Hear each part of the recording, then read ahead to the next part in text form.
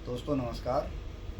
आज हम एक ऐसी दवा बताने जा रहे हैं जो कई सारी बीमारियों में काम आती है।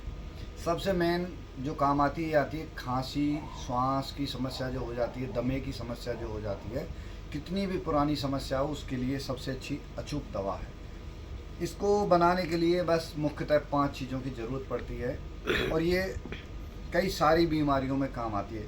ये हमारे 6 महीने से लेके बच्चे से लेके और जितनी भी उम्र के कोई भी हो उनके लिए सबके लिए लाभदायक है। तो सबसे पहले इसमें 5 चीज़ें हैं। मिश्री, वंशलोचन, ये असली वंशलोचन है। दिखा दो, नज़दीक से कैमरा करके दिखा दो। एक वंशलोचन इस तरीके का ही आता है, सफ़ेद सफ़ेद, वो लोकल होता है, दानेदार आता है, जैसे छोटी मिश्री के टुकड़े आते हैं उस तरीके से। लेकिन ये असली वंशलोचन है। वो 200-250 रुपये किलो आता है और ये 6,500 रुपये किलो आता है। ये इलायची, अच्छी क्वालिटी की इलायची लिए, इसका बीज निकालेंगे हम, ये बीज निकालेंगे। ये छोटी पीपल और ये दालचीनी और ये लाल वाली, ये खांड वाली मिश्री है। हमारे पास सफ़ेद मिश्री भी है, सफ़ेद नहीं लेना, खांड वाली मिले तो अच्छी है, ना मिले तो फिर मजबूरी में सफ़ेद ले लेना। धागे वाली मिश्री है, वो भी धागे वाली होती है, सफ़ेद यूज़ करो। हो गई चल। ये होती है सफ़ेद मिश्री, ये भी धागे वाली है। और ये होती है लाल मिश्री, ये बनती है खांड से, ऑर्गेनिक होती है, जो दवाओं में यूज होती है वो यही होती है। लेकिन आजकल क्या है, आजकल ये चीनी से बनी हुई यही चल रही है सब जगह, ये तो मिलती ही नहीं है हर जगह, तो इसलिए इसका यूज करें। उसके बाद ना मिले तो मजबूरी में ही यूज करें। और ये 5 चीज़ें हो गई, मिश्री, दालचीनी, पीपल, इलायची और असली वंशलोचन। इन सबको हम अच्छे से बारीक सबको मिक्स करके पीस लेंगे। अगर कोई ज़्यादा समस्या है दमा की, सांस की, खांसी की बहुत पुरानी, तो इसमें से चूरन लेंगे हम। और वासा अवले एक आता है, वासा अवले कई कंपनियों के आते हैं, कोई भी ले लें। वासा अवले और ये थोड़ी थोड़ी मात्रा में मिलाकर दिन में 3 बार चाट लें। और नॉर्मल कोई समस्या है खांसी वांसी तो इसको मिला के शहद से चाट लें, या फिर इसके साथ में त्रिकुट, सौंठ, पीपल और काली मिर्च,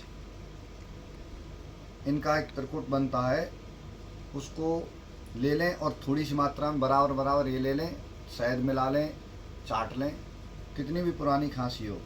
बाकी इसके बारे में हम, ये हमारी एक वैद्यनाथ की किताब है, आयुर्वेद सार संग्रह, इसमें इसके बारे में अच्छे से समझाया गया है। मिश्री 17 तोला, बंशलोचन 8 तोला, पिप्पली 4 तोला, छोटी इलायची के बीज 2 तोला और दालचीनी 1 तोला लेकर सबको कूट छान कर चूर्ण बना लें। भय र मात्रा और अनुपान 2 माशा प्रातः सायं 6 माशा घृत और 1 माशा मधु के साथ दें अथवा केवल मधु के साथ दें। गुण और उपयोग, इस चूर्ण के सेवन से श्वास, खांसी, क्षय, हाथ और पैरों की जलन, अग्निमांद्य, जिह्वा की शून्यता, पसली का दर्द, अरुचि, ज्वर और ऊर्ध्वगत रक्तपित्त शांत हो जाता है। यह चूर्ण बढ़े हुए पित्त को शांत करता, कफ को छांटता, अन्न पर रुचि उत्पन्न करता, जठराग्नि को तेज करता और पाचक रस को उत्तेजित कर भोजन पचाता है। पित्त वृद्धि के कारण कफ सूख कर छाती में बैठ गया हो, प्यास ज्यादा, हाथ पांव और शरीर में जलन हो, खाने की इच्छा न हो, मुंह से खून गिरना, साथ साथ थोड़ा थोड़ा ज्वर रहना, यह ज्वर विशेषकर रात में बढ़ता है। ज्वर रहने के कारण शरीर निर्बल और दुर्बल तथा कांतिहीन हो जाना आदि उपद्रवों में इस चूर्ण का उपयोग किया जाता है और इससे काफी लाभ भी होता है। बच्चों के सूखा रोग में जब बच्चा कमजोर और निर्बल हो जाए, साथ साथ थोड़ा ज्वर भी बना रहे, श्वास या खांसी भी हो, तो इस चूर्ण के साथ प्रवाल भस्म और स्वर्ण मालती, बसंत की थोड़ी मात्रा मिलाकर प्रातः सायं सेवन करने से अपूर्व लाभ होता है। बिगड़े हुए जुकाम में भी इस चूर्ण का उपयोग किया जाता है। अधिक सर्दी लगने, शीतल जल अथवा असमय में जल पीने से जुकाम हो गया हो, कभी कभी यह जुकाम रुक भी जाता है।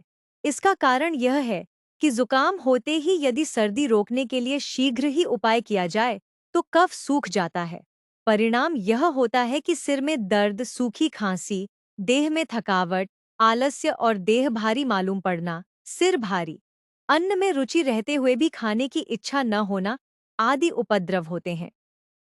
ऐसी स्थिति में इस चूर्ण को शरबत बनफसा के साथ देने से बहुत लाभ होता है, क्योंकि यह रुके हुए दूषित कफ को पिघलाकर बाहर निकाल देता। अगर जानकारी अच्छी लगे तो चैनल को सब्सक्राइब करें, फॉलो करें, लाइक करें और शेयर करें, जिससे जरूरतमंद के पास वीडियो पहुंच सके। आपकी एक छोटी सी मदद किसी का भला करेगी। आपका अपना बबलू बाबा, यूपीपी।